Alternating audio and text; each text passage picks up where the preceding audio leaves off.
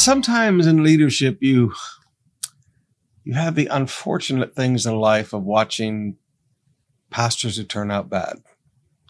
You see people making really bad decisions and going off in bad directions.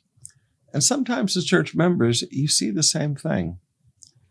And if you're not careful, it changes your heart toward the good pastors. Now, I want you to look here with me in Philippians chapter 2, our text today. Philippians 2, 28 to 30. Paul said, "So I am all the more anxious to send him back to you, for I know you will be glad to see him, and then I will not be so worried about you. Welcome him in the Lord's love and with great joy, and give him the honor that people like him deserves. For he has risked his life for the work of Christ and was at the point of death while doing for me what you couldn't do from so far away."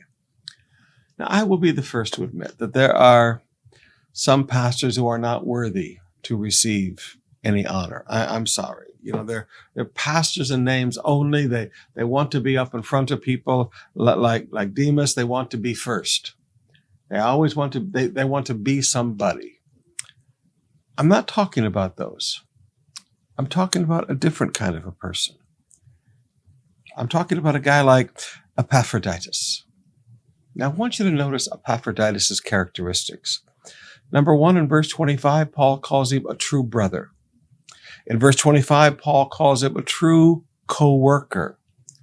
In verse 25, Paul calls him a true soldier in the work of the ministry. In verse 25, Paul calls him a faithful messenger sent by them.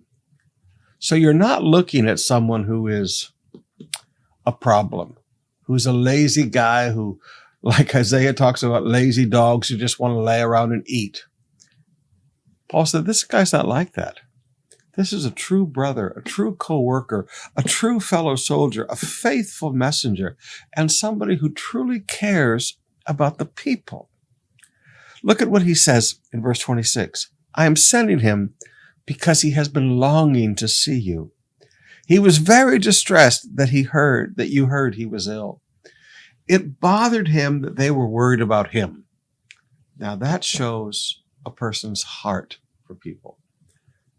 "Oh, I'm so happy they're worried about me." No. He's worried about the fact that they were concerned about him. He longs to see them. This is somebody who really loves the people. And he risked his life for the service of God. Now, Paul says with a person like this, he said, welcome him in the Lord's love. When you have one of our pastors come into your home, and they're a good pastor, welcome them in the Lord's love. "Well, why are you here?" They came to visit you and to love you. Welcome them in the Lord's love. Welcome them with great joy. You're happy to see them. Smiles are on your faces. It's a joy for you to have them in your home.